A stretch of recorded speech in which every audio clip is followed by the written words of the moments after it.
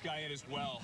You're looking live at Trevon Diggs, the man who led the NFL in interceptions a year ago, as we have another day at Cowboys training camp on ITC Live, presented by Old Spice here on NFL Network. Andrew Siciliano, LaDainian Tomlinson, a guy who picked off 11 passes a year ago. How are you, Trevon? I'm doing good. Light practice today, kind of easing into it, the ramp up ahead of Monday in pads. How'd it go out there? It was cool, you know, just getting our feet wet, getting things back in motion. It was fun. Offense snuck away with one today. So how'd you feel about that? Kind of mad. Is that how it goes, you know, in training camp? The offense has a day, the defense come back. You guys watch film and say, you know what, we got to get it back tomorrow. Yeah. And that's kind of what keeps that competitive juices for both sides and gets the entire team better, right? Nah, of course. Like, we always want to win. They always want to win. So we going back and forth like that, just competing with each other. You know, it's just going to make the team better. You know, they hate when they lose. We hate when we lose. And, you know, we just got to come back the next day like we're not letting that happen again. So it's just going to make the chemistry and just the competitiveness on the team and just make everything better. We had Michael Gallup sitting in that chair a couple of minutes ago, and we asked him how the offense gets better from number one overall, number one scoring. Obviously, you got to get better. You got to work on things. How do you get better from 11 picks, man? You know what the record is, right? The all-time record? Like 14, right? So the record is 14 by Dick Night Train Lane, Hall of Famer, 52 Rams.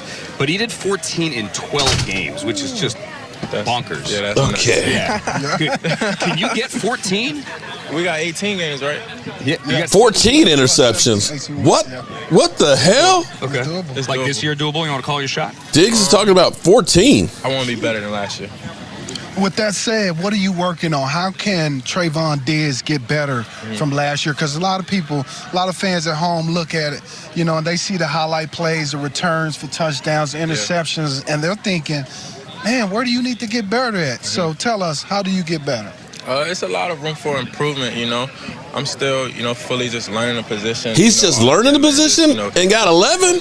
Holy shit. And being really technical and just, you know, playing the position like, you know, a true corner. You know, I got all the ability, you know, I got all the instincts, you know, that's just, it's natural, but I want to get in tune with the position, you know, and just really focus on my technique and, you know, just I want to be a leader on the team. That's something that I'm focusing on, just leading the young guys and leading everyone in the defensive back group and just setting a standard, you know, just setting a standard for Set that standard, my man Diggs. Better. A lot of people probably don't know you played wide receiver for most of your career growing up. And, you know, obviously your brother is all-world receiver, Stefon Diggs. How has he made you better as a corner? You know, maybe the work that you guys put into in the offseason. He tells me a lot of things, you know, and he trains me, you know, just doing one-on-ones with him and just working with him and just, you know, just him making me better. You know, he got all the cuts, all the routes, you know, great hands. You know, he gonna talk a little trash. You know, he gonna make me better. So, you know, it's just having him as a brother. You know, it's just it's good for me. You know, it's good for my, you know, all-season training. You know, when I come back, I'm ready to go. You know, these guys just like him out here. You know, we got CD, we got Michael. You know, like last year we had Coop. So, you know, just getting better every day, just sharpening my tools, and just going against guys like that just make me a better player. So your brother does talk a little more trash than you. We know that. I mean, you're a pretty modest guy here, despite leading the league in interceptions, still learning the position, as we just said. But a little birdie told me that you were on the radio last night, Dallas radio, local radio. And that you were asked, what happens if and when you guys play the Bills in the Super Bowl, potentially, and you're lining up against your brother? And I was told you were not modest. I was told you said that basically you'd whip his tail and he wouldn't win a rep. Yeah, no question.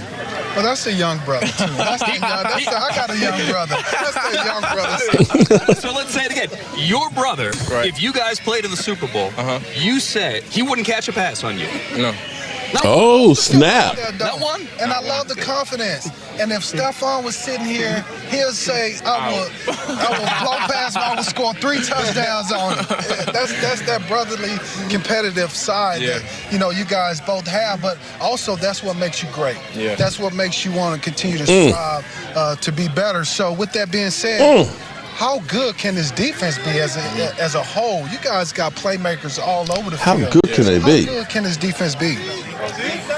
wherever we take it. You know, we can be as good as we want to be. You know, we just got to come out here. Like, today, we had a bad practice. You know, just holding ourselves accountable.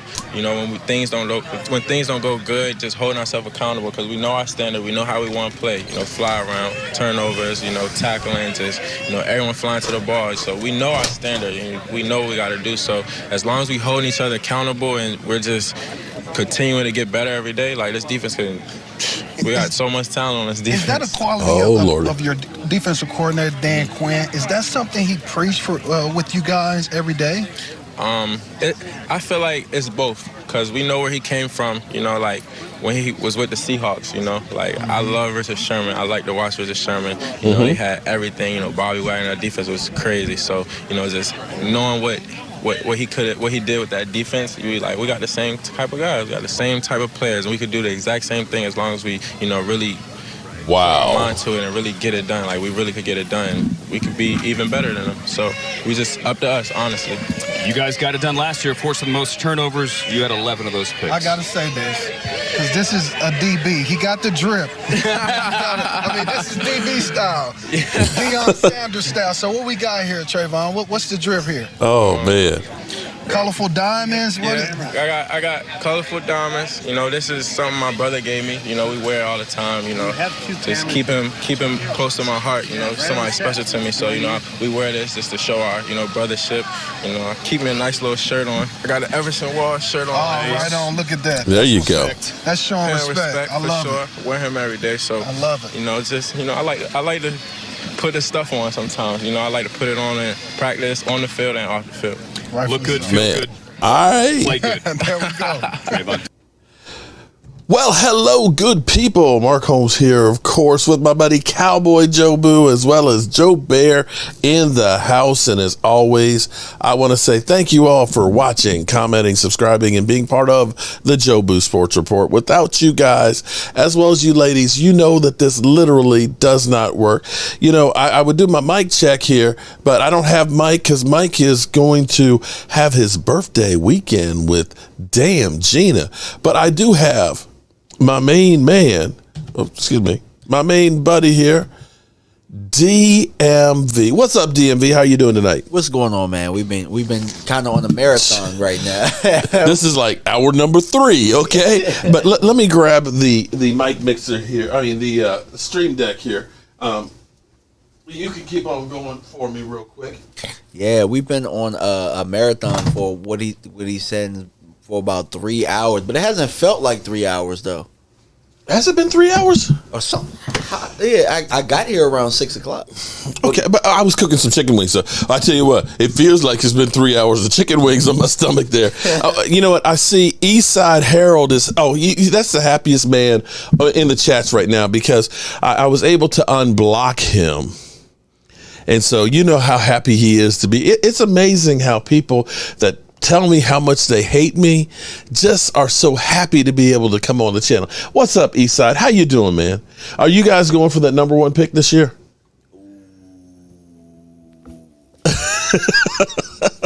We kid because we love Johnny, who's just been back from practice. Shout out to Johnny that's over there. There's Joanne Gonzalez. Joe. You know what I got to say to Joanne? Stepping up big time.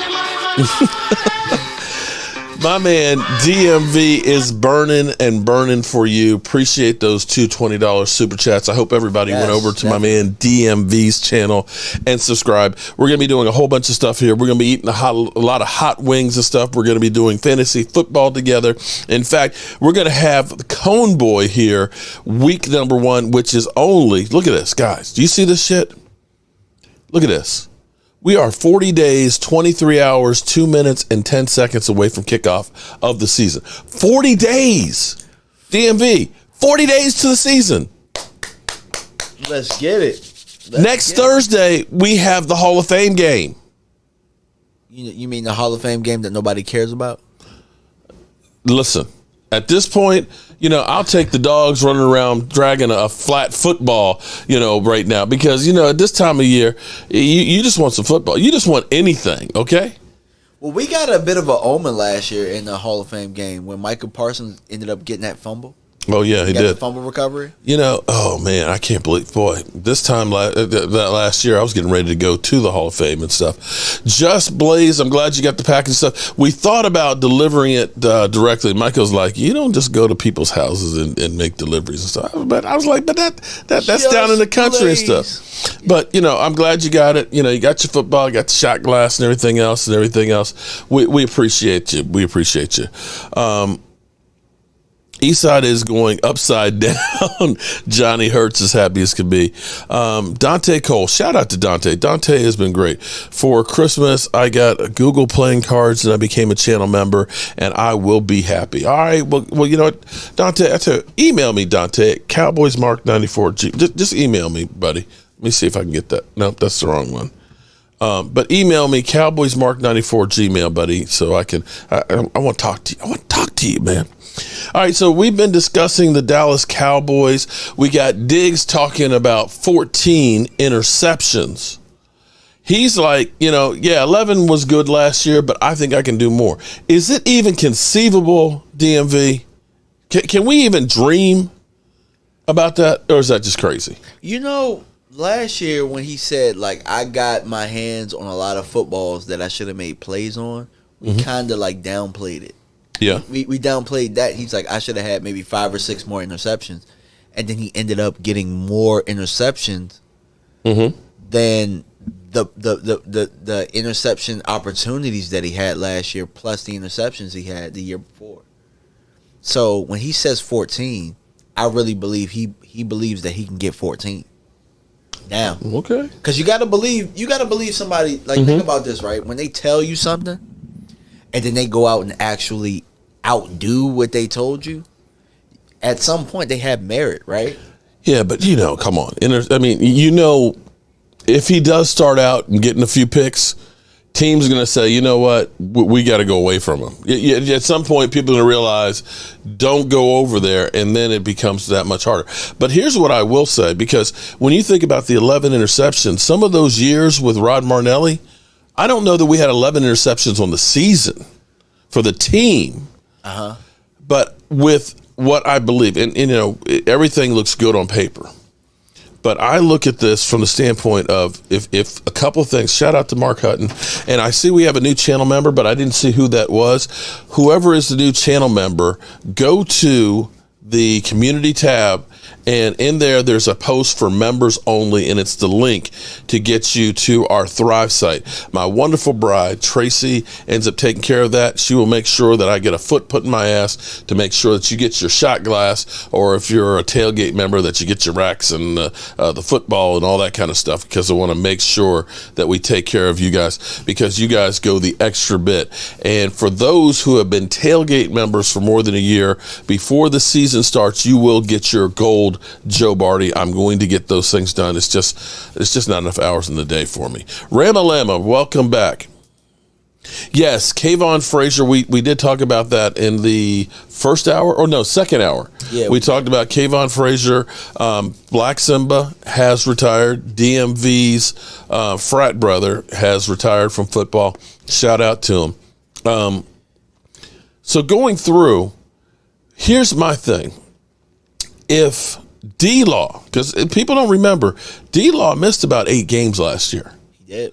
And going into the season, you looked at D-Law and said that was probably our best defensive player. You could have made that argument that he was our best defensive player going into last season before Micah Parsons became all-world. Yes. The fact that we were able to put the pressure on without DeMarcus Lawrence, and even when he came back, he was okay, but he was not fully recovered. It takes time to get back into football shape and things, and when you end up breaking your foot, you're not going to be 100%. For the first time in several years, he's been able to do workouts from the captain workouts on. He should be in great shape. If he is anywhere near better, I'm not saying he's going to be like 2018, was it? He has a chip on his shoulder, though. Yeah, he does. If he is anywhere near where he was, say, 2019, when I think he ended up having 10 sacks that season, if he's able to put pressure on that side, and if between Dante Fowler, Sam Williams and things, and Terrell Basham, that we can get any semblance of a push from the other side, If Neville Gallimore plays like he did the end of his rookie year, like when he was trucking Mike Pouncey. I don't remember if you remember him against the Steelers, where he literally took Mike Pouncey and pushed him all the way back into Big Ben's lap. If he can put pressure like that, and Osa takes a little step forward. Now, he's not as big one as your defensive tackles as you like, but his hands and his speed are so good. If those guys are able to do that, then you can do so many things with Micah Parsons. And if you can do that, where you've got those four guys that are able to put pressure, and then you have Micah Parsons as the wild card, even playing him as a decoy, you cheat him up to the offensive line, the quarterback is going to start calling the protection towards him. You don't know where it's coming from. And then he can back out. Yeah. So now I've got the pressure called, the protection called against Micah Parsons, who's not there, and now this shit's coming from the outside. I think a lot of quarterbacks are going to check the runs more. They're going to check the runs a little bit more than you're going to see a lot of takeaways. It may end up being that Diggs has less interceptions, but you see other guys starting to have more. Because I think that we're going to be able to put pressure. If I'm Dan Quinn, I'm salivating right now. But if teams are starting to believe that dumbass stats from PFF, and if they're getting their analytics from that, they might be more willing to try Trevon Diggs and keep doing it that way, which I'm hoping, because I never believed those stupid ass stats. Got you covered, Mark Hutton. We've got tonight's going to be a little bit different than usual. Okay, like I said, I miss my boy. I only saw Michael a couple of days this week, but I ain't mad at him because him and Gina, they got a thing going on. I ain't mad at him. Young love is a wonderful thing. It's his birthday too. Yeah, well, his birthday was a couple of days ago, but it's yeah. Bow wow birthday. It's your birthday. Oh, sorry. I'm getting too happy here. Mark, am I going to Oxnard? Johnny. I'm hopping on the big old jet airliner early Monday morning, headed for Los Angeles. And then I'm going to be driving up the coast there on the Pacific Coast Highway to Oxnard. Hey. And we will be there Monday afternoon, Tuesday's practice, Wednesday's practice / scrimmage, Thursday's practice, Friday's practice, and then we're flying back home. So yes, we will be there, and I'm gonna bring some of my little footballs here. We're gonna spread the mojo here. We're gonna be giving some of these away. I don't know how many I can pack in my bag, but I'm gonna pack some of those. So maybe get about 20 or 30 of them with them and things. So yes, I will be there, and I'm hoping to see Miss Hot Sauce.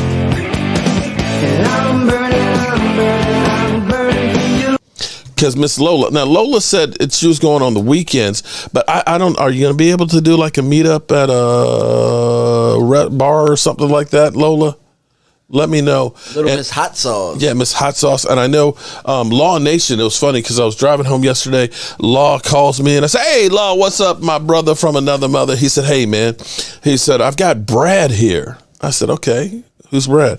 Brad is one of your followers and wants to know when you're coming out here. And I said, oh, well, I'll be out there on Monday because he's supposed to go back. So he's staying an extra day so that way he can be out at practice with us. Raven S said, I'll see you on Tuesday. I will definitely see you, Raven S. Shout out to Raven S. So, my man DMV, like I said, today was a special day because I'm so happy that DMV said, hey, called me this morning. Hey, man, I got some time this evening. I said, well, what you talking about? He's like, about 5, 6 o'clock, I can come on over. I said, man, that's a bet. I said, I'm going to take out some chicken wings. And we could definitely just work on his channel, my channel, and everything else. So make sure you subscribe to DMV Fanatic. He's going to be doing a whole bunch of good stuff. He's got connections that y'all just don't even know about because you haven't checked him out.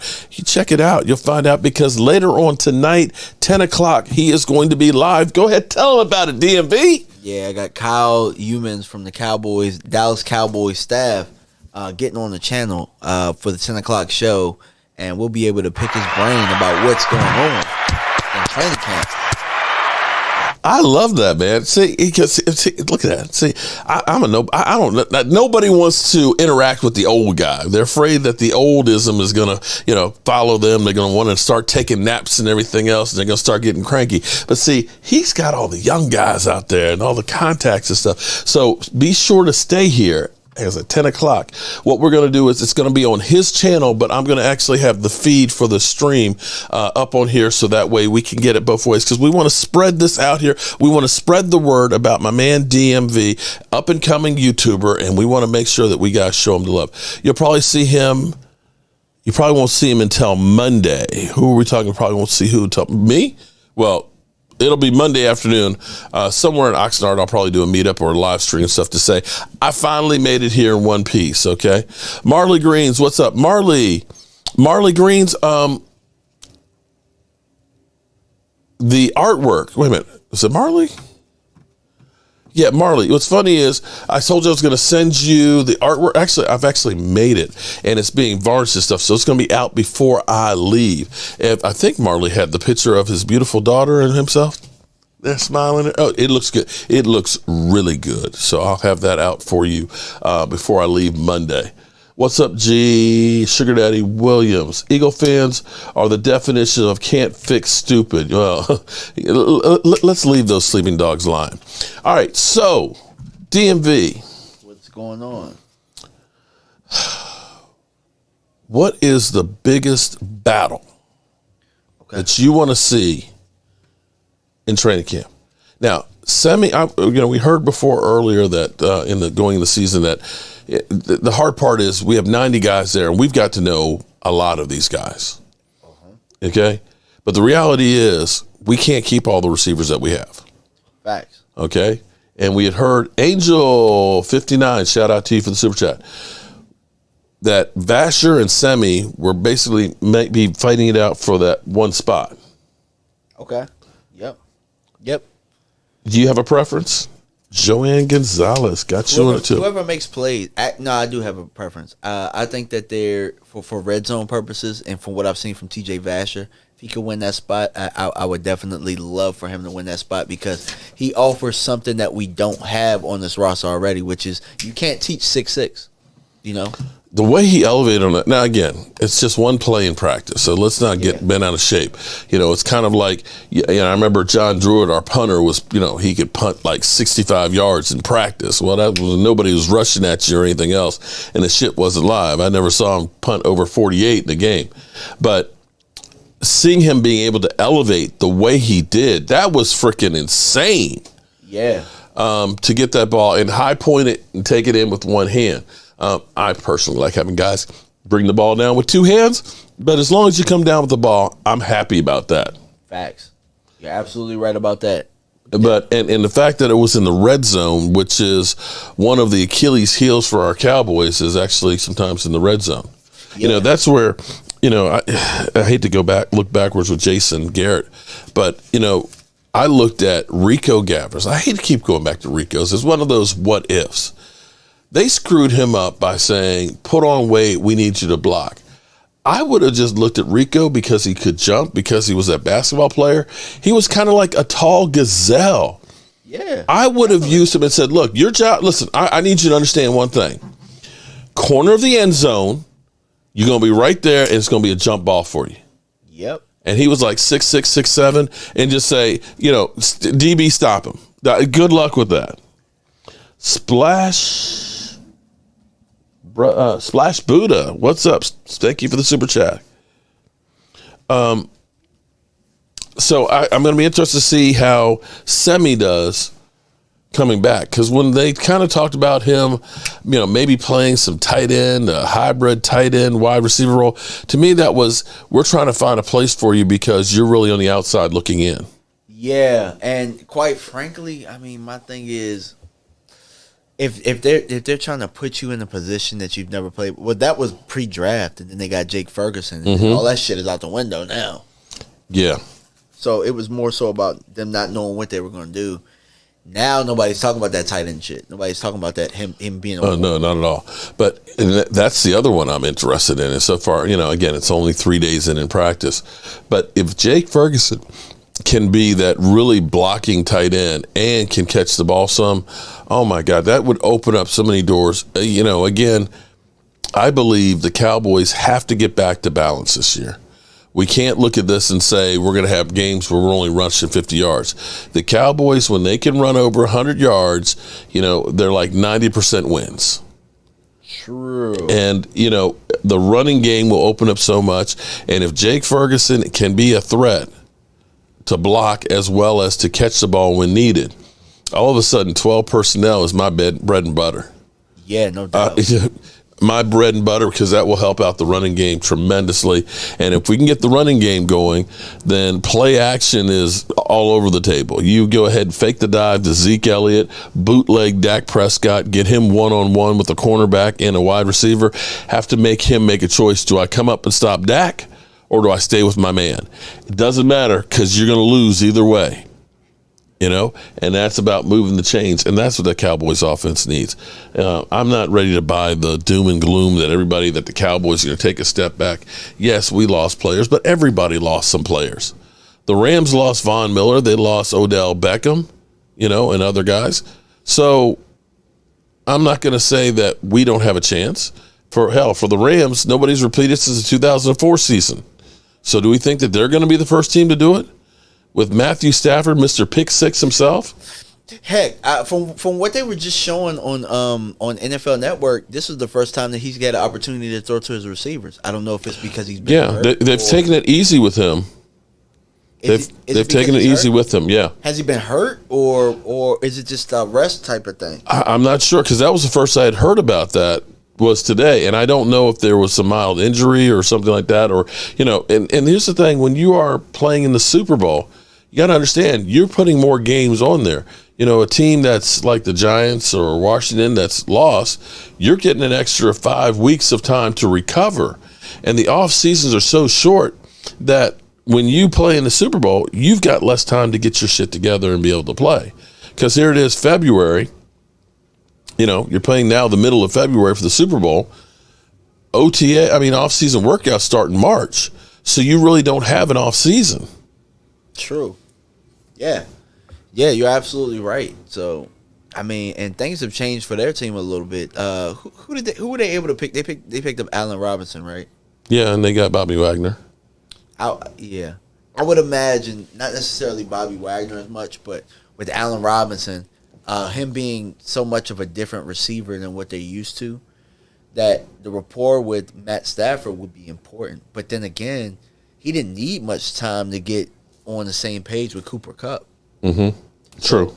So, it might just be about their system. I don't think they would bring anybody in that was going to kind of mess up their continuity. So, and Sean McVay is a great coach. Let's be clear here. He's a great coach. He's made the Super Bowl twice. Yeah. Twice. You know what I'm saying? Like, anytime you make the Super Bowl once, you get a lot of kudos for that. But the fact that you made it twice within the same, would you say it was the same decade, right? Well, not the same decade. Within 5 years. It was 2018? Something like that. But regardless, shit, we haven't made it in 27 years, and they made it twice. So, how long has he been coaching? For 6 years with them? The funny thing is, Kyle Shanahan and him both came from the Washington Commanders. Can you believe they both coached in Washington? And they both made it to Super Bowls within the last 5 years. And that's 3 of the last 5 years. Shout out to Joanne Gonzalez, JoJo. DMV ruined people with that schedule break. What do you mean they ruined people? Yeah, I'm about to say, wouldn't I ruin people? Roz, I don't understand that one. Roz, I'm so happy to see you back here, brother. Man, I've missed you, man. You're one of my favorite people. I don't know if you know that or not, Roz. You are truly one of my favorite people. And I tell you what, I miss, Roz. I miss having the text messages between you, me, and Stuart, man. Because those things, actually, you guys used to drive me crazy. Because my phone would just be going off because the two of you would be like talking back and forth, and you weren't including me. But let's see. Roz says false hope. He said you are giving people false hope. I'm giving people false hope. How? With the breakdown of the schedule that you were, saying. Yeah, he's basically saying the Cowboys are ass. That's what he's saying. So what are the Dolphins? Isn't he a Dolphin fan? Like, He's a Dolphin/Packer fan. Yeah. So imagine this, right? Like the Dolphins have a lot of speed at receiver, right? So just imagine having. Yeah, but can Tua get the ball to him? Yeah, but just imagine having this like high-powered Ferrari. You know what I'm saying? Like this has all this speed, right? And you have somebody that just doesn't know how to drive it. You have like somebody on a learner's permit. I would say that, you got the Ferrari, but you're going on a dirt road. Okay. You're off-road with a Ferrari. That shit don't work, man. It don't work. Terrence Steele was out of practice field first before the whole team getting ready. Yes, and Micah Parsons left him in the dust too, Johnny. But I love, Terrence Steele is one of those guys that I love because he's putting in the work. A guy who was been an underdog, who literally fans hated him after his rookie year, but just kind of brushed that shit off and said, I'm going to be somebody. Tua made Devontae Smith, or is he asked too? Ooh, look, Roz. Okay, Roz is getting sensitive over here. Okay, all right. I'm just saying that was Alabama. Like, I mean, look, Devontae Smith was good, and then they came in. They had Jameson Williams the year after that. Yeah.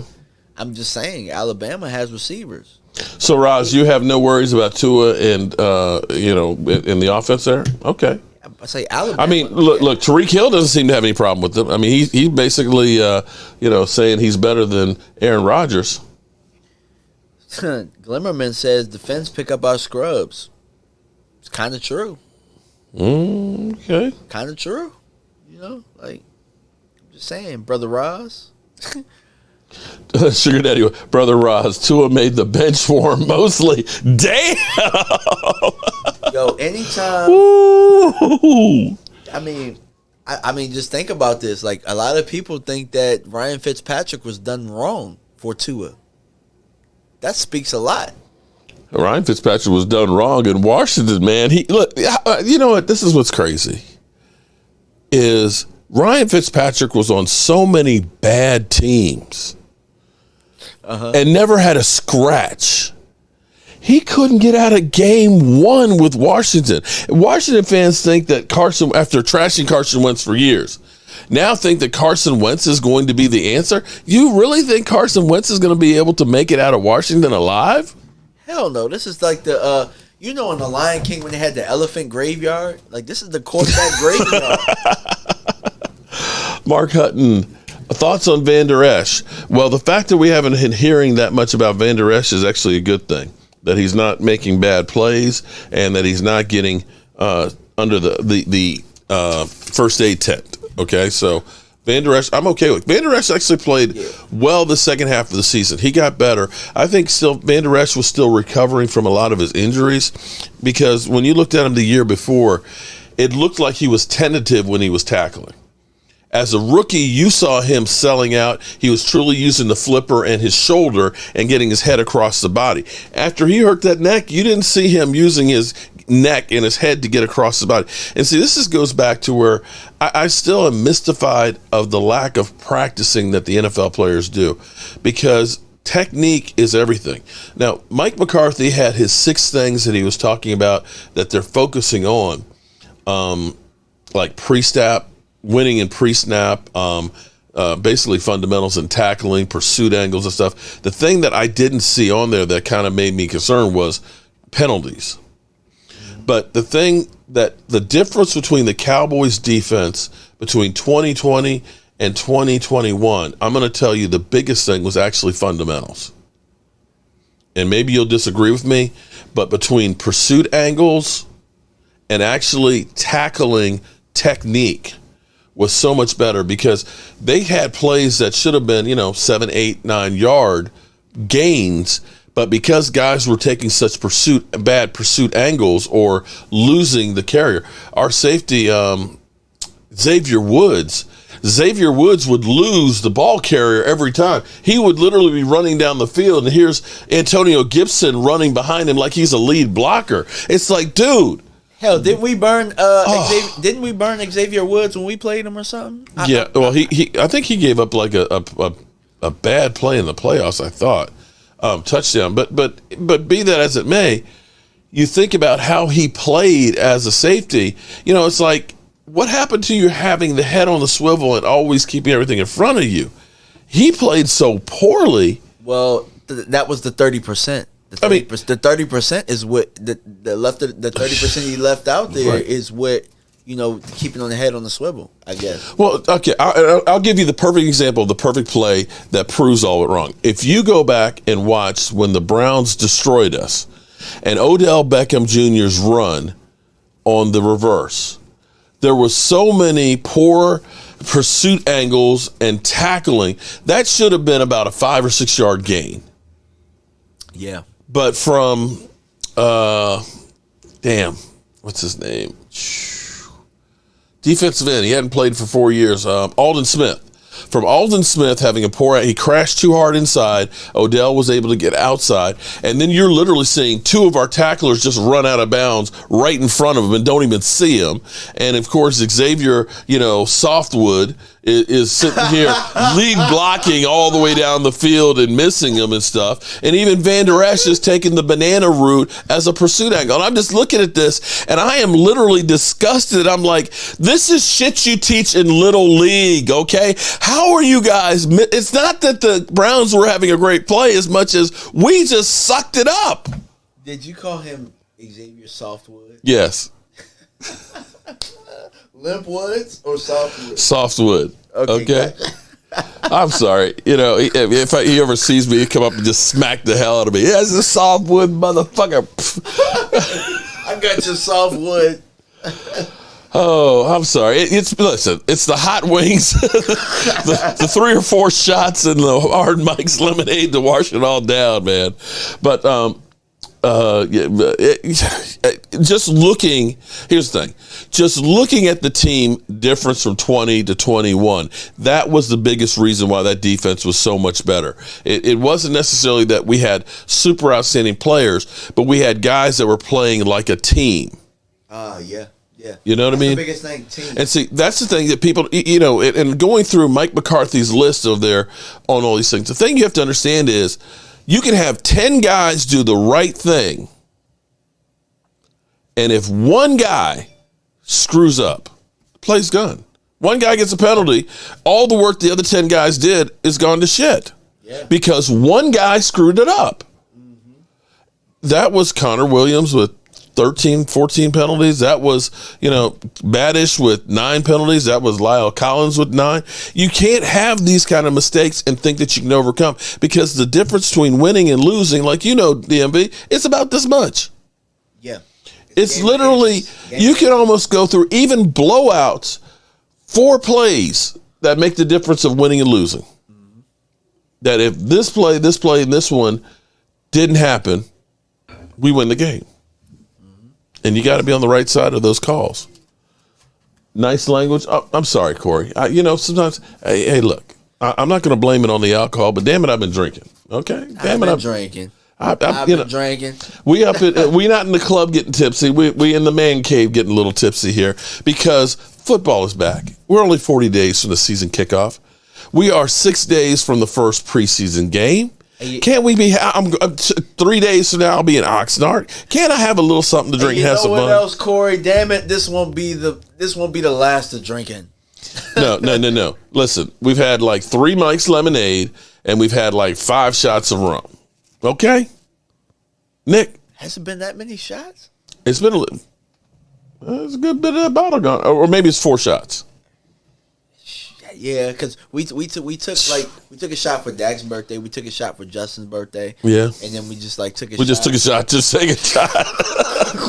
Let's take a shot. All right. And then we took a shot because I asked for a shot. So, and we're not recommending drinking here. We are, we're drinking responsibly. We are here in the man cave and so on, and we are eating food with it, food that is hot as hell, that literally is on fire in our stomach right now. But anyway, get your moonshine. Oh, Marley Greens, damn.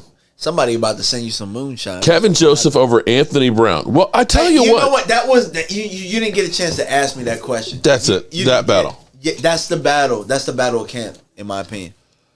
That between that one and Connor McGovern and Tyler Smith. Mm-hmm. Those are the two battles. Okay, it better not be a battle with Tyler. Tyler Smith better blow Connor Williams. I'm sorry. Not Connor Williams. Connor McGovern. He better blow him away. It better not be any kind. If that's a contest, I'll be disappointed. Me too. And in all actuality, like it needs to. I'm hoping that Tyler is that much better than him, and it's not even.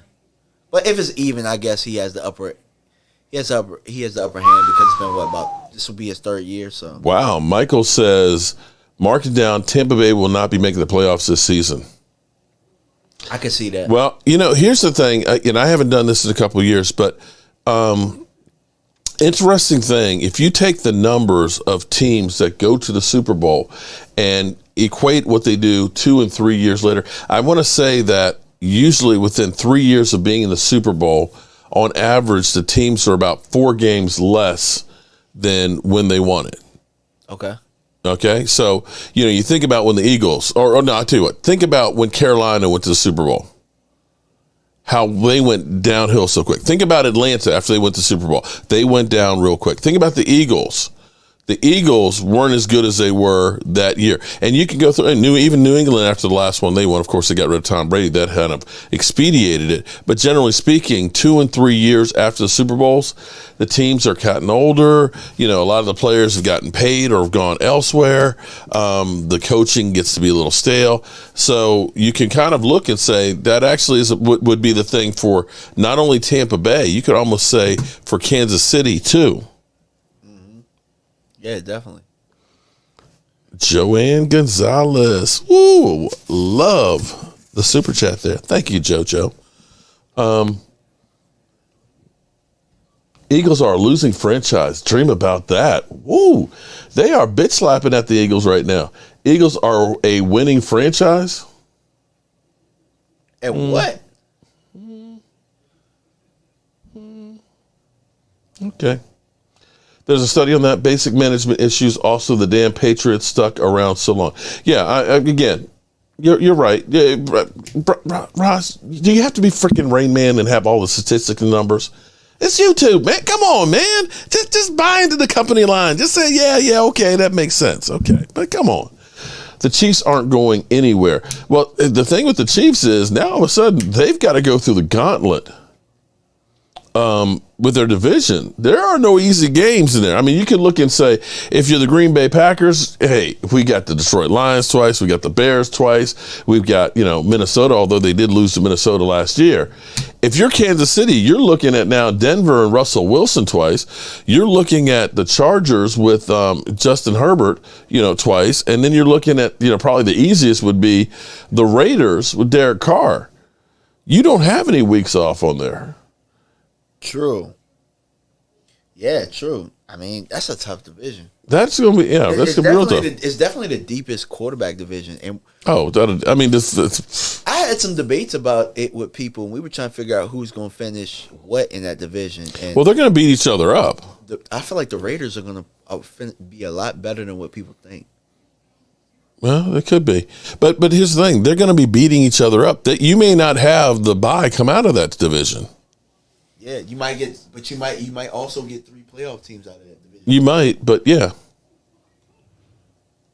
I don't. Ava, what's up, Ava? How you do? You know what? I have not done for all the ladies. It's always ladies' night up in here. It's always ladies' night. Haven't won in 27 years, maybe, but we are a winning franchise. Well, we got more. I think we have more playoff wins, than any team, don't we?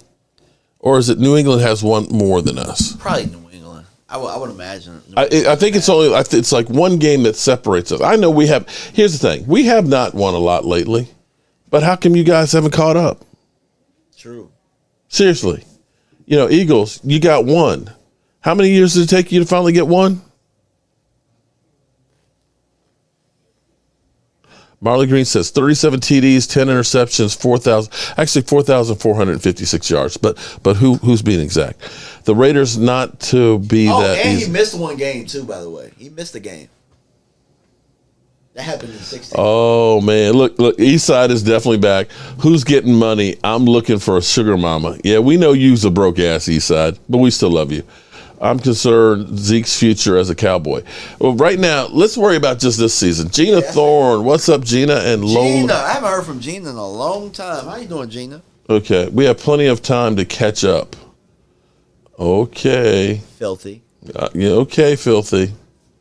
Okay. Big Tex, appreciate that. All right, so you want to see Kevin Joseph versus Anthony Brown. Mike McCarthy today was saying, you know what? Yeah. I don't know why he doesn't get much love from you guys, because he's always so consistent. And it seems like every year we're trying to replace Anthony Brown. You know, I'm not mad about Anthony Brown. And if it is that Kevin Joseph does take a spot, I feel okay if we got Anthony Brown as a backup. Well, I'm going to tell you this much. If Kelvin Joseph takes his spot, it's because he earned it. Yeah. Not because the team gave it to him, or not because Anthony Brown gave it to him. And that's how you become a better player. I think that's more of a chip on his shoulder than anything else. Is not what happened in the offseason. But Anthony Brown is kicking ass right now. He is. And pick 6 in practice, first practice. Yeah, I mean, people hate him, though. And it's kind of like he's been balling. He had 3 or 4 interceptions last year. Any other year, that would have led our team in interceptions. He had a pick 6 last year, too. Right. Mel X Jr., shout out to Mel X. What's up, Mel X? As much as we've hated Anthony Brown, if you look at where he was drafted, if you look at how much he's made, he's been a bargain. He's had a pretty good career. Now, I know on third down sometimes we can't, sometimes we hate the fact that Antonio Brown is whooping his ass. But for the most part, Anthony Brown, I mean, we got a lot out of what we're paying him and where we got him. Mm-hmm. John Mooney, you're no longer John. John, I'm giving you a new name. John Mooney is a Washington fan. He swears that Scary Terry is going to be burning Diggs. You are now Looney Tooney. Okay, he's your new Looney Mooney. Yo, Looney Mooney is now your name. What's up, Looney Mooney? Scary Terry is no longer Scary Terry to us. He caught one football against Facts Diggs last year in 2 games. Bro, we had 8 quarters. Matter of fact, it might have been 7 because I think Trevon kind of sat out after we beat their ass in Dallas. Yeah, kind of garbage time. Yeah, but in 7 quarters, he had one catch. Ooh, boy. 1. And it probably was zone. Looney Mooney says Dak always talks the talk but never walks the walk. He sure seems to walk his ass right all over you guys. I'm just saying. So until you come back and actually can do something against us, I would have to say... I don't remember asking you a goddamn thing. Yeah. Joanne Gonzalez, what's up? All right, what time? You getting kind of close to? About 10 minutes, man. We got about 10 minutes, man. I gotta set up. We're gonna have a special today for my man DMB. We're gonna simulcast it over here. We're gonna I'm having a brain fart from all the alcohol, or maybe it's the chicken wings and all that Lola hot sauce that's gone to my brains. We're gonna have Kyle Yeomans. Kyle Yeoman, that's it. God, Kyle, why I can't. You know, it's a damn shame. See, people, tailgate member, Chris May. Yes, you may, Chris. Shout out to Chris May. Holy moly. Our 3rd new channel member tonight. Chris May, I'm entering you in the drawing here that we're going to be giving stuff away. Chris May, as well as there's 2 other people that have become channel members. What you do is go to the community tab. In the community tab, there is a post for you guys that is for members only because you are special. In there, click on the link for our Thrive site, and what you'll do is fill out the stuff in there. And my man, look, Chris, because you're a tailgate member, dude, you get a shot glass. You get to spread the mojo football. You get a set of 4 shot glasses, and you get a mini rack to put them on in your man cave. And I appreciate you. Mark Hutton, you are entered in the drawing. Appreciate you. But Anthony Brown has a guy who, his rookie year, was another one of those rookies that started off kind of slow. 4th round draft pick. but he came on the second half. He was actually one of the better cornerbacks his rookie year, the second half of the season.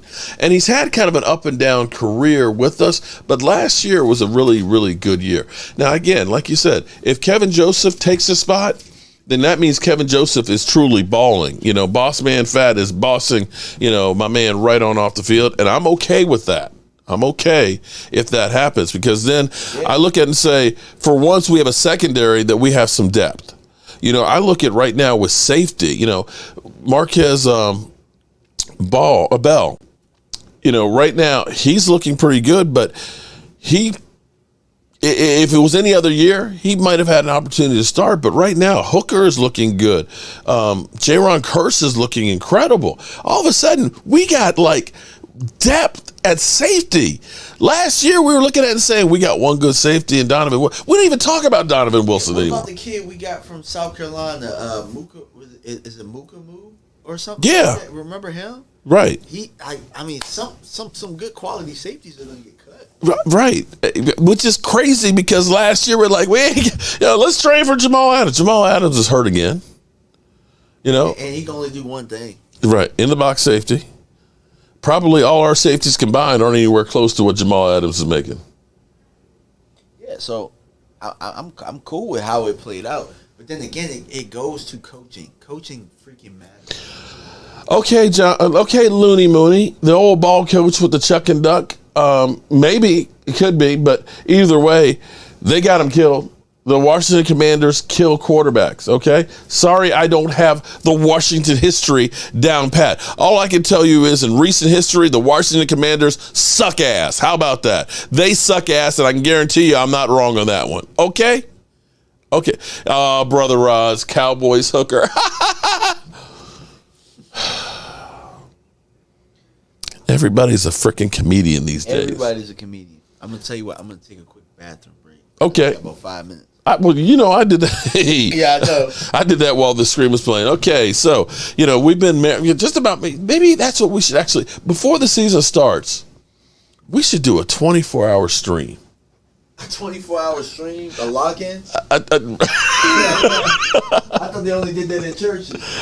Do a 24-hour stream. But no, Kyle Yeoman, we're going to be having him actually on DMV's channel. We'll simulcast it here, so don't go anywhere. Next year, Clark and Parsons going to be two badass on the field. Yeah. Eagles fans are the smartest and most passionate there is.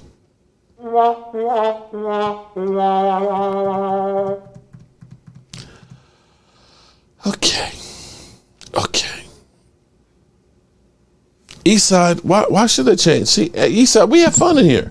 You know what, Eastside? Okay, honestly, Eastside, you know that you've had fun tonight because you have been on all three shows over the last 3+ hours. Don't try and bullshit and act like I hate it. You are right now. You're grinning ear to ear right now because I'm talking about you, and you're so happy because you know we got all the lovely ladies up in here because you know you're trying to mac up in here. You know you are. So don't front. Eastside, just go ahead and say, Mark, thank you for letting me back in. Just say, Mark, I missed you guys. Okay, just go. Come on, tell the truth and shame the devils. Eastside.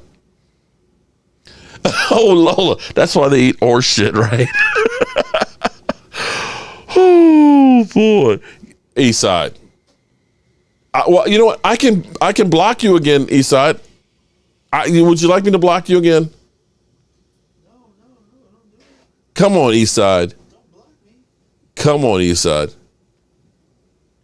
You're going to be West Side by the time you get blocked. One Super Bowl in the Super Bowl era. Boom, boom, boom. Zeke is over. Okay.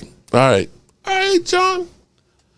Now, Looney Mooney, you know, the overrated Dallas Cowboys came to your house, brought in heated seats, and kicked your ass because we were overrated. And if we're overrated, what does that make you guys?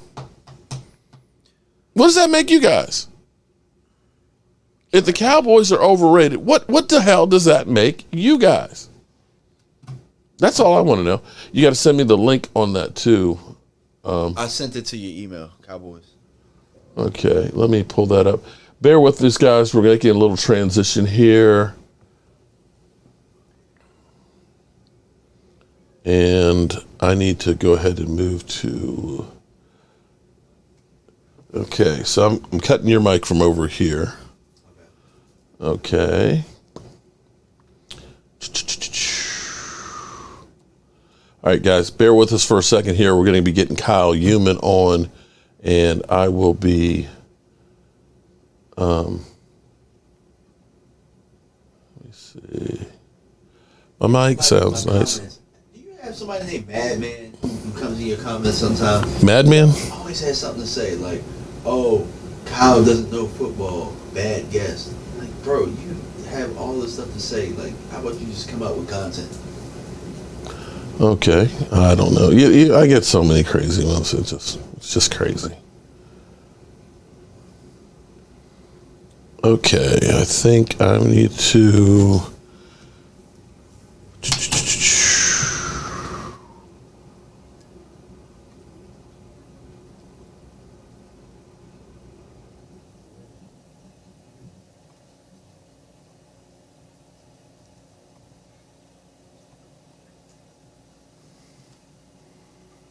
Okay, as soon as DMV is ready.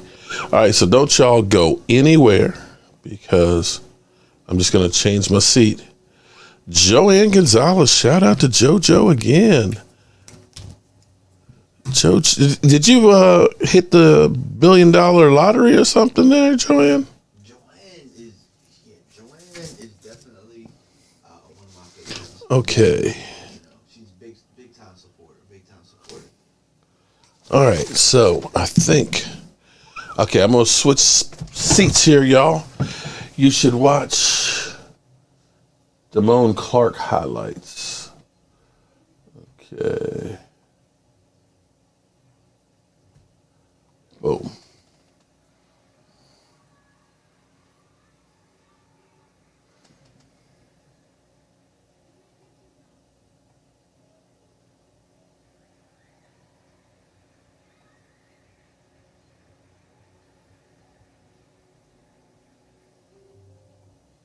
Okay. Ooh, boy. Let's take the DMV. Okay.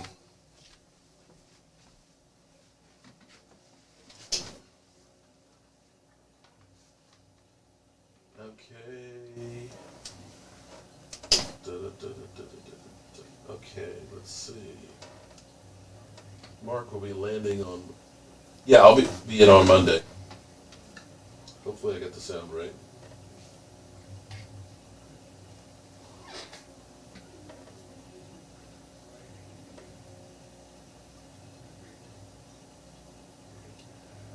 Okay. Right now, I was just sharing because I thought you had the highlights up. Okay.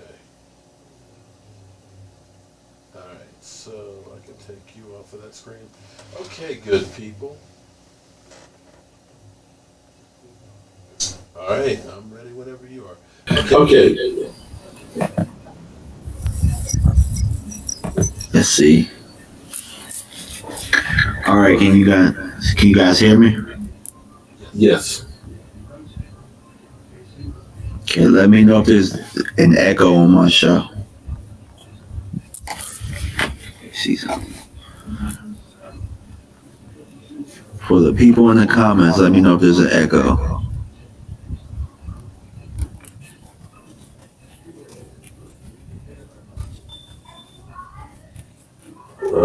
Let me turn that other mic. I can just make sure those mics are on. Ooh, there we go. So that way it'll be just the feed there. All right. That should take it. There's an echo? Oh, well, I can hear it here on the headset. So let me put this over here. Oh, that. Yeah, you need it. So. I can hear you talk already, so. Yeah, but you're gonna need to hear him. Well, he's not hooked up to this though. No, but your mic is. Gotcha. Hold on, let me see when he pops in. Yeah, hold on. Lola said there's an echo. Okay, so can you? Okay. Unplug that and see what happens. Okay. No, just pull the whole thing out. Now my mic won't work on there. So let me know if there's still an echo, Lola. Okay, Brother Ross says cleaned up now. So can you hear me? I mean, I can hear you, but on that channel, I don't know if they can hear you. Can you guys hear Mark? Oh, okay, let me turn. Okay, still I can hear. All right, they said it's clean sound right now. Okay. Yes, there's an echo. Okay. They said, what's going on, Brother Roz? What's going on, Joe Gonzalez? I love weed. I love weed. What's going on, my guy? I sound like crap. Okay. Somebody probably just said that as a troll. I don't know about over there. I can't really hear. Okay. So, I know why. So, I think it's because we're in here. Well, because you're right next to me? Yeah, I think that's and because it's going through my system because I'm streaming back and forth with you. So maybe what I need to do is not be part of the stream, just let you guys talk. Well, no, DT says there's no echo now. Okay. I don't know who's, because now it's still bad, bro, better. We can hear both of you. It's your default mic, Mark. I think your broadcast mic unplugged. I turned off all my mics. And it's probably because I am, okay, hold on. Let's see. Oh, my speaking at Mark, hold on. In the meantime, turn that off, you're not going to hear it. They're not going to hear it. Yeah, in the meantime, guys, offer any questions. Feel free to offer any questions because what I'll do is I will open it up for Kyle when he comes through. And anything, you guys want to ask, they seem like good questions. I'll feel free to, facilitate them as well. I have a couple of players.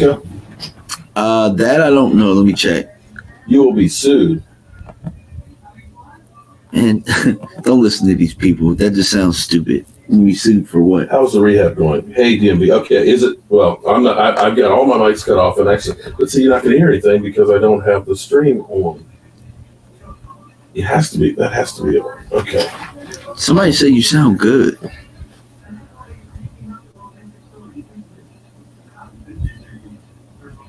You good to talk? Hello. Yeah, Adam Scott said, everybody says it sounds good now. You're good, Mark. You're good, Mark. Mark. Okay. And they can hear me? Uh-huh. Oh, man. Joe Gonzalez with another $20 super sticker. Okay, super sticker. Yeah, see, look, I'm keeping count. Okay. All right, so I don't know how well they can hear me and all that, but it's cool because it's not about me. Now, the only thing is I can't hear. Mark has a slight reverb with his mic. My mics are all cut off. Seriously. Every mic of mine is cut off. So I have a list of players that I want to ask Kyle about when he gets in the studio in hopefully about 4 minutes. Okay. The list of players that I have is Marquise Bell, TJ Vosher, Jake Ferguson, Kelvin Joseph, Tony Pollard, Donovan Wilson. I want to know about the kicking situation because we haven't heard anything about that at all, and that's important. Okay. The one thing, how are you hearing him? How are you going to hear him? I won't know until he gets here. Because I think you can set it on so you can hear, your speakers will be your computer speakers. Okay, Kyle just got in now, so let me see.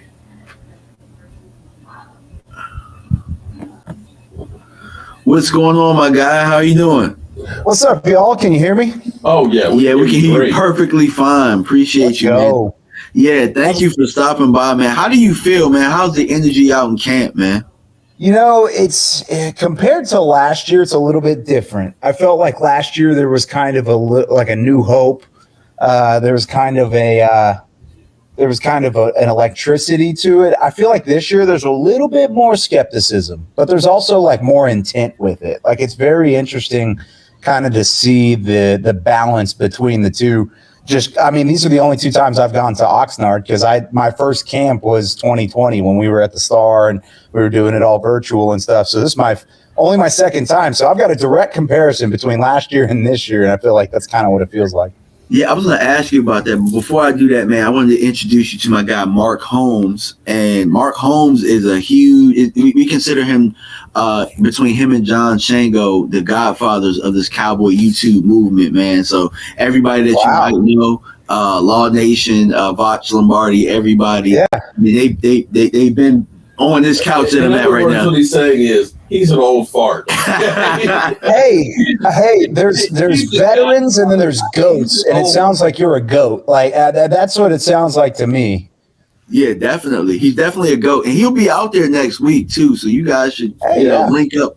Definitely, we'll be there Monday. Land Monday morning, so I'll be there Tuesday for practice. Tuesday, Wednesday, Thursday, Friday. Can't wait. Haven't been to training camp since, I guess, 2019 might have been the last year I was there. Yeah. And looking forward to getting back again and seeing everybody working out on the field and seeing some of these camp battles. So let me ask you, what's the biggest battle that you've seen so far? Is it KJ versus Anthony Brown? Is it Vasher versus Semi? Is it who? What's the biggest buzzword you got? Yeah, I think early on, like the one that we've had the most eyes on has to be the offensive line, and you're looking at Tyler Smith versus Connor McGovern. But really, until you get the pads on, it's really hard to kind of call that a battle. You can only look at really rotations at the moment. So I'll go to Vasher and Semi. I mean, these are 2 guys that are not only talented and they have the traits to be an NFL wide receiver, but they're fighting to stay on the roster. And I think that's kind of something to keep in mind. And I just wrote an article today, a Battlegrounds. It's part of my Battlegrounds series that's kind of going through camp battles. And I put a little bit of respect on Noah Brown's name. I mean, he's been easily the second most consistent receiver in the group outside of CeeDee Lamb. It's really been CeeDee and Noah Brown as the 2 guys, along with Dalton Schultz. I'm not really counting the tight ends in that conversation. But those guys are really at the top of the list. And then it's a bunch of guys who have had ups and their downs. Vasher being one of them. He's had the biggest up of camp with the grab that he made today. It was absolutely phenomenal. But then it's also he's had the downs where he's either been shut down by Kelvin Joseph or he's been able to get past Kelvin Joseph, or Anthony Brown's been knocking down passes and stuff like that. So I think those are probably the guys that I would say have had the best battle to this point, but still there's a long way to go, and you got to get the pads on before you really get to see the stuff start flying. Can't wait till Monday when they do get the pads on. So I'll ask you this because I mean, from what I look like, it really, from my vantage point, it looks like they're still kind of physical even without pads. You had the opportunity to look at camp last year and then camp this year, and you talked about it being a little bit different. Do you feel like there's more of a chip on the shoulder this year as far as competitiveness? Yeah, I think that kind of goes into what I was saying earlier. The electricity that I was really talking about was coming from the fans' standpoint. The fans have been great out here, don't get me wrong, but really the players' standpoint has been focused. I mean, they've been ultra efficient. They haven't had a sloppy practice. The offense, though they were a little slow and they were probably a step behind the defense to start, have really started kind of coming on toward the back half of yesterday's practice. And then I thought today was their best practice so far. So you really see an intent. You see an intensity to find a way to get better every day at this point in the schedule. Because, yeah, you're right. Even though there's pads on or not pads on, there's a ton of physicality. I mean, even in the trenches, I mean, these are guys going head to head, mano a mano, and Micah Parsons was shoving guys out of the way and putting them on their butt yesterday. I mean, there's a lot of stuff going on at the moment that has been really entertaining to watch, and I think even with the pads off, it's still continued that physicality. So they're definitely chomping at the bits for some physicality, is what you're saying. I think when Monday comes around, they're going to be ready to go. I'm ecstatic. Like you just said, I can't wait for next week. I think next week is going to be as entertaining of a practice week as we've seen in Oxnard in years. And even though this is only my second trip personally to Oxnard, I mean, I've followed the team forever. I've been a Cowboys fan since I can remember and back when I was a kid. So I've always really kept up with Oxnard and the training camp and everything that's gone on here. I'm really excited for next week and see what it comes. Yeah, so I have a question because it sounds like you have a lot more confidence, just like Mike McCarthy, and from last year to now. And I know that Dave Hellman kind of moved on to Fox Sports. So are you kind of filling in those shoes? Are you the new Tiny Jim? Oh, no. I can never replace Tiny Jim, especially because I'm 6'3", so it doesn't really work out it doesn't work out from a physicality standpoint, man. And we announced it today that replacing David Hellman, Patrick Walker from CBS Sports is the new hire. Dude, he's phenomenal. We're all super excited to have him on board. We already miss Dave, and we've seen him out here. He's been out here since the beginning, so it's weird seeing him across the way, and we get to talk to him every day. But man, we miss having him on our side, and he's a personality that just pure and simple. It's impossible to replace. But Patrick, he brings his own personality, and so I think that's going to be a lot of fun. I'm doing my best to fill the cracks and to provide great content, but those are two giants, and I'm just trying to keep up at the moment. You're doing a great job with it. Can I let me ask you, from last year, we know Dak ended up throwing his arm out early in training camp. Mm-hmm. But describe his footwork and stuff from where he is right now to where he was last year. How big of a difference do you think it is from then to now? Well, I'll kind of go by what Dalton Schultz said yesterday in his media availability, but he was talking about the extra velocity on his passes, on Dak's passes, and the way that he was able to put a little bit of zip on his throws throughout the entirety of camp to this point, and even going back to the offseason. I mean, these guys, of course, they had the mini camps, they had the OTAs, but they did offseason work on their own to kind of get to this point and make sure that they were ready to go for training camp. And Dalton was asked that exact question: what has been the biggest difference? And he's saying the velocity. He's saying that not only the accuracy is there, but certainly the way that he throws the football. It's been really, really entertaining to watch. And we could see it during OTAs. I mean, I remember putting out notes during OTA practices about the fact that he does have that zip back on the ball that he never necessarily found following the calf injury, or even at points during camp last year following the shoulder injury, when he was very, very limited to the throwing. So I think that's a great sign for Cowboys fans to see that, hey, Dak is not only healthy, but he's improving, and you can see it from some of your top targets as well. Yeah, I think, you looked at him the second half of the season after he hurt the calf. It seemed like that calf was really bothering him because his mechanics looked so far off. So many times when you'd see him outside running and passing, it looked like he would get up off the ground because it's like, I can't push off on it, and I don't want to be stressing it. And it seemed like he didn't really have a lot of velocity. So hearing that he's definitely able to do the Dak dance again and being able to put his foot into it and really let it rip is great to hear. Yeah, he's done plenty of the Dak dancing. He was at a youth camp a couple weeks ago, and he was shimmying back and forth. Yeah, and speaking of which you kind of brought up a surprise, saying that Noah Brown has probably been the second best after CeeDee Lamb, and that might mean that Noah Brown has stepped his game up, or that might mean that the rest of the receiving core has been inconsistent. In your mind, do you feel like it's good enough without Michael Gallup right now, or do you feel like maybe they just need to show a little bit more?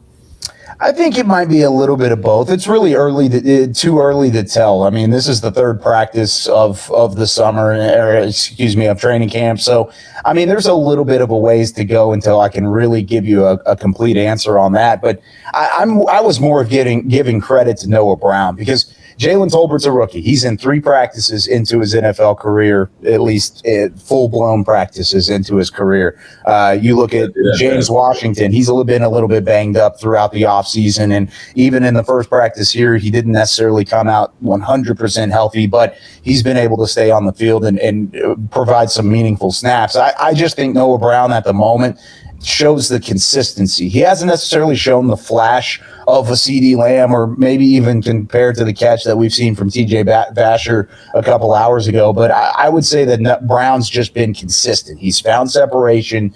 He's found holes in the defense, and he's provided an opportunity for Dak Prescott to throw the football in a meaningful way. And in the article that I put up today, there was a 20-yard pass. There was a 15-yard touchdown.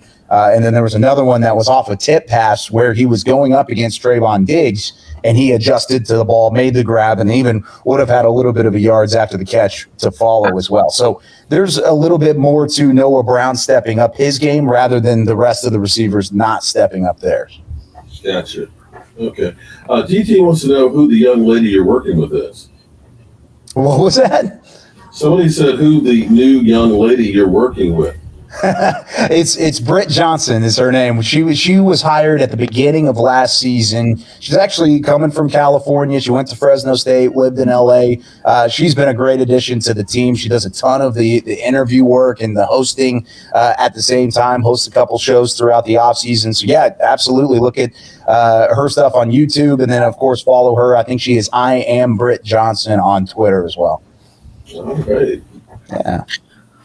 Gotcha. So I know that on day 2, I know that Micah Parsons and CD got together and they were asking who was getting the better of which, and they said the defense was kind of getting the best. And CD said, he kind of cited that it was more so because the offense wasn't scoring touchdowns, but it seems like they scored a bunch of touchdowns today.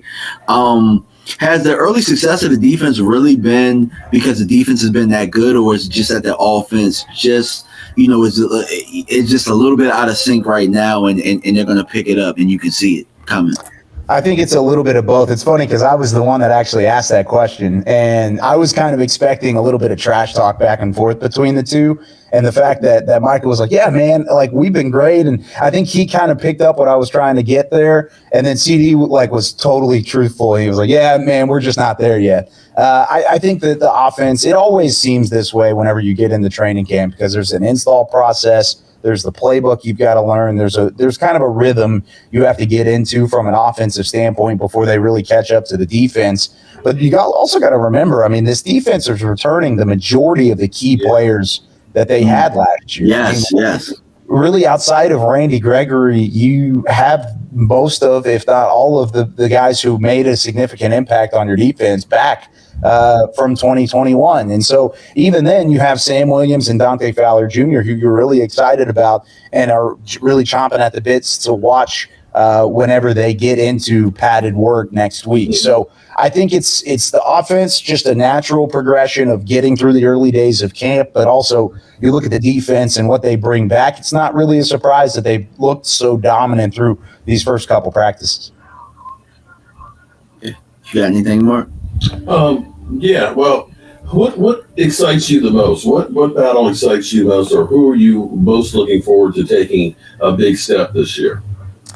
I would have to say it's probably Tyler Smith. I mean, the more that I really looked into that pick, the more that I got excited about what he could bring from not only a youthful standpoint for the offensive line, but an immediate impact in the run game. And that's one of the things that, looking back to last year, I really wanted to see an uptick in. I wanted to see a dominant run game when need be. And the Cowboys didn't really have that toward the back half of the season, partially because both Tony Pollard and Ezekiel Elliott were a little bit banged up, but also because the offensive line was a bit of a revolving door and there wasn't necessarily any consistency up front from those guys. So I think Tyler Smith provides not only flexibility, but some strength in the run game, and I think that's what I'm most excited for. On the defensive side, I'm ready for an encore season of 3 guys: Trevon Diggs, Micah Parsons, Jalen Kearse. I mean, how could you get that production again? Because if you do, I mean, all 3 of those guys should be in not only all-pro conversation for Trevon and Micah, but I think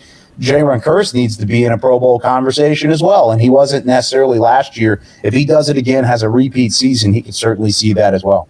Well, you look at his numbers and what Pro Football Focus did. I'm sorry, the Madden ratings did to him. It's a crime. 20.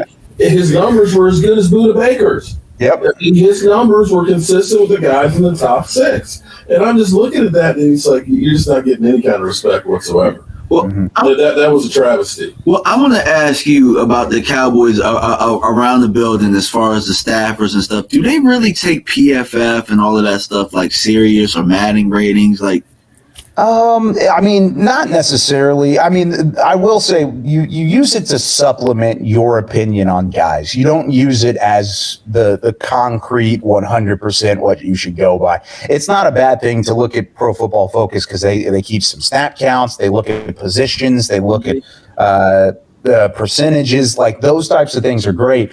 In terms of the grades and stuff, it's interesting to kind of look at comparisons between the two. But ultimately, you got to build your own opinion. I mean, they do a fantastic job over there, but don't use that as a Bible. Use it as a tool to instead build your own opinion and kind of work into what you believe these players are and what they can be. Okay, gotcha. Well, do these players feel like they've taken a step back from where the team was last year? Like it's been said by everybody that the Eagles are the cream of the crop? Are they taking it personal? I think they're taking it personally a little bit. I mean, you just hear the way that they talk, and there is a bit of a chip on the shoulder, I think, from a lot of these guys, and they're tired of really hearing the same old Cowboys talk. And hey, we're taking a step back this offseason. They feel confident that they're going to be able to make a run, but like I said, it's a long season. You got to get there first, and there's a long training camp to go as well. Sounds great, man. Well, I can't wait to get out there on Monday to see it for myself, especially when the pads go on, because that's when the rubber meets the road. And hopefully, knock on wood, we can stay injury-free, because I think that's the key. I actually, I'm old, like you just said, calling me the GOAT. Back in my days, we had, 6 weeks of training camp and, 2-a-days, full pads with a special team practice in the middle, and it was hit. But I'm liking the approach that it seems like Mike McCarthy and them are taking, that we don't want you going balls to the wall day one and getting a soft tissue injury, and trying to ramp it up a little bit more to try and make sure these guys are as healthy as possible. Because, quite frankly, I think injuries were really what derailed our season, as much as people want to say, Dak sucks on it. But when you started having all of the injuries from like week 8 on, it's just amazing that they were able to function at all. So definitely. One final thing I want to ask you, and it seems like from watching the press conferences and seeing Mike McCarthy seems like he's got a little bit more confidence and a little bit more swagger. I was going to ask that. Yeah, that's a great question. I think the offseason started, it kind of didn't look good, but right now it seems like he's not taking any bullshit. No, I think it's also kind of a nothing to lose mentality, I think, from Mike McCarthy. He knows he has to win coming up pretty quickly, and he knows. I mean, he's got confidence in himself. He even talked about that as well. Jerry Jones gave him a boost of confidence in the opening press conference, saying that if Jerry didn't believe that Mike wasn't the guy to lead this team to a Super Bowl, then he wouldn't have necessarily kept him around anyways. I mean, there's no reason to keep him around if that's the case. Obviously, Jerry doesn't think that's the case, and Mike believes in himself to get back to that Super Bowl caliber that he was able to do in Green Bay as well. So I think there's a little bit to that. He's really connecting with the players. He's finding that he can really trust his coordinators at the same time too. So I think there is a bit of confidence in what he's bringing to the table. Okay. All right, gotcha. So I know I got you for about 5 more minutes, and I know that the fans have been asking about these specific key players. So I want to kind of ask you about them before you go. Marquise Bell, that's been a huge name, and I know that he's an undrafted free agent, but a lot of fans want to know how he's doing right now. Yeah, he's been rotating in with a couple of the guys. He's been doing some really good work on special teams, and Mike McCarthy even talked about it a little bit today about how he's been really impressed not only with the traits but with the way he's picked up defensive system and really kind of improved throughout the time that he's been here. Because like you said, he was an undrafted free agent, but he was a 30-visit guy. He was somebody the Cowboys had their eyes on late in the draft, and the fact that they still were able to sign him, but they had to spend a little bit of capital to get to that point too. I think they're really excited in what he can bring, and I mean he almost brings a Jaron Kearse sort of mentality and sort of skill set with a big-bodied safety that can come down into the box. You can play almost a hybrid safety linebacker sort of role, kind of like Kearse did last year when he had 90-plus tackles. He doesn't need to be Kearse just at this moment, but if he's somebody that can build into that and continue to provide help on special teams in doing so, I think there's a lot of excitement around him, especially from the coaching staff. So what about Donovan Wilson? Because in hearing that, it's like, okay, where does Donovan Wilson fit in with all of this? I still think Donovan Wilson's the third guy in the safety room. I mean, outside of Kearse and Malik Hooker, I think Donovan Wilson's still that third guy. I would put Bell in the fourth on down category of a guy who's going to play majority of the time on special teams and then work into the rotation at safety very sporadically throughout his rookie season. But with with Donovan Wilson specifically, you want him to go back to the playmaking ability he showed back in the latter half of the 2020 season. I mean, there were a couple weeks there, especially against Philadelphia late, where he was really a game wrecker in that winning streak in 2020. And if they can get back to that, where he can sporadically find a big play here or force a turnover there while rotating in with a Kearse and with a Malik Hooker, he's kind of that middle ground who can play a little bit of the strong safety, a little bit of the free, and kind of go back and forth. I think that's exactly the type of role that Dan Quinn would envision for a guy like Donovan Wilson, and I think he'll fit into that quite well.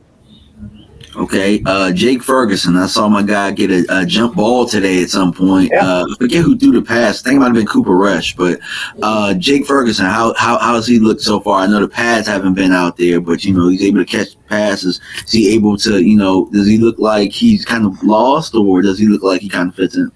He definitely doesn't look lost by any means, and I really do think there's growth still to be had from Ferguson. Especially he's got to sharpen up the routes. He's got to find a way to get better, I guess, blocking. But it's hard to really even say that because, like I said, no pads, and whenever you're a tight end who's supposed to block and show some physicality, can't really do that without the pads on. But I really haven't seen anything flashy from Jake Ferguson. Today was his best day, but a lot of it was because they were working in the red zone. And then there was a lot of short yardage situations where a tight end would certainly be utilized. They utilized guys like Dalton Schultz, Jeremy Sprinkle, Sean McCune all got targets today. And then Jake Ferguson was the fourth guy into that mix. It's a crowded, but it's a young tight end room. I think there's room for him to grow in the depth chart and to continue to climb. But I really do think he's off to a solid start, but not necessarily a fantastic one. He's not lighting everything on fire. He's not the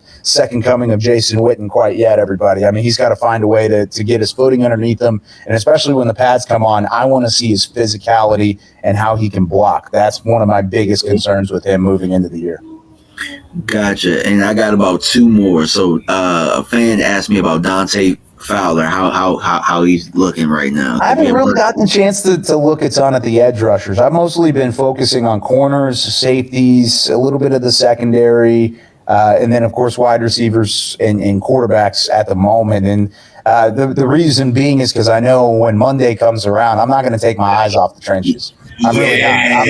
I'm watching everybody up front. I'm watching that offensive line. I'm watching the defensive line. I've really liked what I've seen from Micah at times, but it's hard not to look at what he does, man. I mean, he's just in the gap. He's in the backfield. Dante Fowler Jr., I'm sure he's had some ups, he's had some downs, but at the same time, it's really hard to evaluate from some of those guys. So check back in with me next week. We'll see what we have in terms of Fowler and what he's done on the pass. Gotcha. And last but not least, because you can see this part, but the kicking game. What's going on with the kicker position? Because we haven't heard anything about that, and we know that that's a very controversial position for this team. Well, it's still the two guys. It's Jonathan Garibay, who, of course, is an undrafted free agent rookie out of Texas Tech, has a big leg, 62-yarder to beat Iowa State. He's got some clutch. He's got some swagger, some personality to him that's really exciting. And then Liram Hajrullahu, who spent some time with the team last year. We haven't seen a whole lot of kicking, though. I mean, in terms of the media availability that we've been able to see during practice, there hasn't been any open kicking competition that we've really gotten to hone in on. So still more to come on the kicking game as well. But if I had to really put a finger on it, I would say Garibay is probably the leader in the clubhouse in that competition, but don't necessarily count out either a Hajrullahu to catch up very quickly or even an outside free agent or somebody at some point who might get released from another roster. I mean, there's so many different potentials along the way, especially when those veteran contracts start coming into play and maybe a veteran gets cut there. Maybe you go get him, and then there's a lot of different directions the Cowboys could go. But I think they're going to give Garibay a chance to win this job. Okay, gotcha. Mark, you have anything? No, well, hey, I can't wait to see you. Hopefully next week we can hook up sometime. No, I just can't wait. I'm like you. I can't wait to get there and see the big guys going at it. You get an opportunity to see it as well. Yeah, being a former nose tackle, I can't wait to see the competition. I want to see how Nabel Gallivor's doing. Now that he's fully healthy, I definitely want to see is this Tristan Hill's last stand if he's going to make the team, and I definitely want to see Sam Williams on that edge because that speed that he has looks just scary. Yeah, like there was so many more people that had, but we said he watched the trenches. I was just like, okay, yeah, I can wait until Monday. I'll wait. Yeah, that's where you'll find me. Will be with the defensive line out there, definitely. Yep. Yeah, Kyle, I appreciate you for stopping by, man. Where can the people find you so that they can see your articles and they can, if you're on Twitter a little bit? Yeah, my Twitter handle is this right here. It's at Kyle_Yeomans, and you can type that in. I'll most likely come up, I guess. And then catch us on DallasCowboys.com. We've got Talking Cowboys coming up on Monday, Inside Cowboys Training Camp. We've got Training Camp live on YouTube right now. So many different things. The team is working really, really hard out here and trying to provide the best content for all the fans out there. And you guys keep up the good work as well. Look forward to talking with you again soon. All right. Appreciate you, my guy. Thank you so much. Yep, absolutely. See y'all. See you. Shout out to my man DMV getting Kyle up in here, buddy. Great job. Definitely had a lot of insight. I'm with him. I can't wait till the pads come on because that's when you really that's it. Like Nabel Gallimore said, that's when you smack them, and you start getting out there and really getting after them. But you're right, they have been looking like they've been very, very physical so far in practice. Oh, they want to get after it so bad. You got to. Like, I mean, you've had children, so, you see them fighting. You're like, stop. That's just what it looks like the whole time. Like, you just got to kind of keep them off each other. Yeah, I definitely can't wait. So it's been a long evening here. This is almost like a game day here. Yeah, I know. Started out, 3 live streams here in a row. But we got to give the people what they want.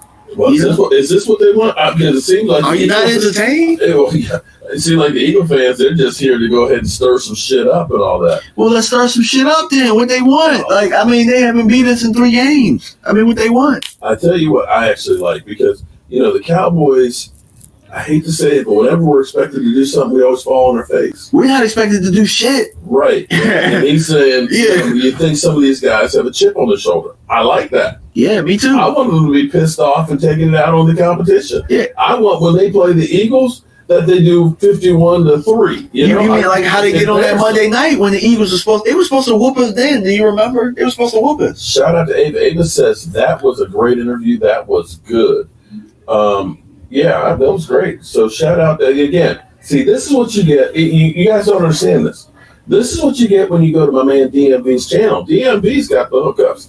He is actually meeting with a lot of the great talent that's out there. Man, you just get this old ass with all this stuff. I can't believe people are actually saying that I dye my hair. All this freaking gray and shit that I got. They saying that you're dyeing it gray? I mean, I think they're trying to, because most of my gray is on my sides. I think they're trying to say I died at the top of it. Now, low key, I found my first gray like the other day, like a couple weeks ago. Yeah. See, what you'll find out is grays come through overnight, and they come out like a corkscrew. Like, why? It's like that wasn't. It's actually fun. You want to know where I found? I found it in my nose. Oh yeah, those. Don't try and pull that sucker, because that. I did pull it. Yeah, it was good. Your eyes start to work. Like, oh, that hurts. I was like, how you pluck eyebrows on? I said, that shit hurts. Yeah.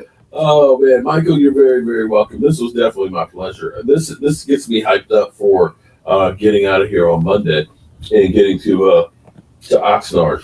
I got so much work to do between now and then, but damn. You got to make sure you find Rob, too. If you got Kyle and Rob as the Cowboys staffers, man, look, you golden out there. So I'll definitely, I'll reach out to Rob and tell him that you're heading out that way as well. Okay. That would be one. Well, the guy you want to meet is Derek, the head guy, Derek Eagleton. Yeah, that's the guy. Yeah, Derek. I'm trying to remember if I got an email. No, that was it from the Cowboys? No, that was Law that got that. Okay. Well, me and Derek on LinkedIn, we follow each other on LinkedIn, and I know he was looking at like my stuff for a little bit. So, okay. But I don't have anything DMV on there, so probably put 2 and 2 together. Because I used to go by John G, but then you guys start calling me DMV, so I just stuck with DMV. How did you get the name DMV? Well, it was DMV Dallas Cowboys at first. That's how, and then y'all you just kept calling me DMV, and everybody just kept calling me DMV. I'm trying to understand how I got to be GOAT. Because I think that's. I mean, you took it to a different level. So look, Shango was just ranting in front of the cameras and stuff, right? Yeah. But you brought a personality, like you talking to the people, and everybody else kind of followed suit, where it's just like, hey, I'm talking to the people that are talking to me. Law also is in on that as well. It's actually funny because Law is kind of Law is definitely a GOAT, but Law is a godfather at this point now too. And you got guys like Will Still stepping in and being young guns. Yeah, the young guns. I'm technically part of the young guns. Technically, I feel all of y'all like my kids. Yeah, I mean honestly, I feel like I'm the old like Papa Smurf here. Okay. That's me, Papa Smurf. But there is no Cowboys YouTube without you. You know what I'm saying? And everybody knows that. I mean, even like Eagles fans, the Washington fans, the New York fans, like who's the channel that they come to do the most trolling? Sure. They live on my channel. Yeah, exactly. You know what I'm saying? So, salute. And I think it's because I keep feeding the trolls. I think that's the problem. Yeah, I mean, you mean like the stinking Giants fan, like where you can't even get them out your house now at this point? I actually feel bad for Rashid. Rashid has been beat down so bad with the Giants the last few years. It's like he's got no fight left. Yeah. You remember last year when he kind of cried when they lost? Like, don't fumble it, Danny. Don't fumble it, Danny. Oh, damn, Ava. Ooh, Ava. Hooked you up. Damn. Is there not? Ava. All right, I think there's one more wing over there. We got 2, so I'll do one. Oh, Lordy. Ava. All right, Ava. I'm gonna give you this hot wing. You got to do the hottest of the hot though. Oh hell! You got to do the Daves. Oh, Dave. Oh. Okay, this will make, if you put enough of this on here, it'll make your eyes bleed. And I don't know. Look, see why they got this big opening on this thing? Because it's thick like ketchup. This is what's scary. I want you to see how thick this hot sauce is. Look. Oh, man. Yeah, buddy. Oh, Lordy. That's a good bit that's on there now. Good luck, buddy. Yeah. Oh, my God. I got a whiff of it. It made my tongue wet. And my eyes just kind of were like, no, step away. All right, Ava. This is for you. All the way to Alaska.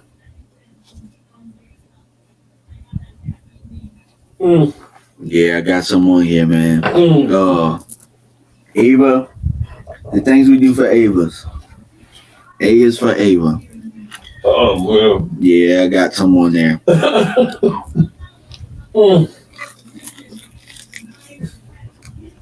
Damn, I got some on the lip. Oh.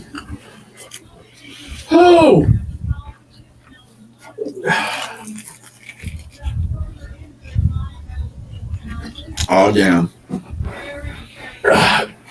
Oh, man. Uh-oh. And I got some on the finger. Ooh. Damn it, man.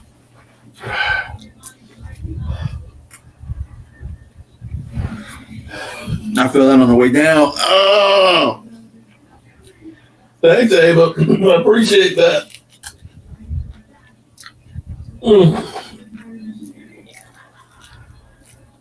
I'm trying to get the rest of the wing so it's not a little hot. Charles Weed says there's nothing wrong with it. You're right about that. Oh, man. I might gotta go back outside, bro.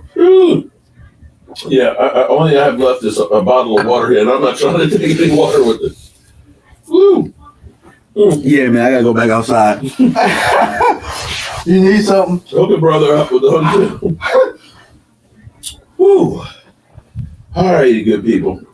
Man. Woo! That felt good. Whew. Okay, I feel good now. DMV? Whew. I see I'm gonna need to get a good supply of these purple ones. They go down with hot food. Yeah, definitely.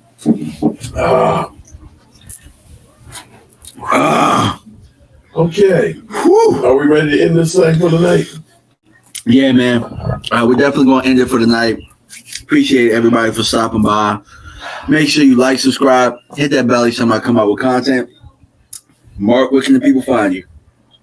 Right here. Jobu Sports Report, and come Monday afternoon, we'll be in Oxnard. And man, that one was so hot. My ears just popped. Yeah, man. I'm not gonna lie to y'all. I can't let y'all see how bad I'm about to act after this. I've never had my ears pop before from hot. That one is bad. That one is the lower one. It gets you, but not like that one. That one is just vicious. Appreciate you, my guy, CB. Hey, guys, FinTake with CB83. This is my buddy. He's my teammate at Howard University. He just started a channel for the Dolphins. Y'all go subscribe and check him out.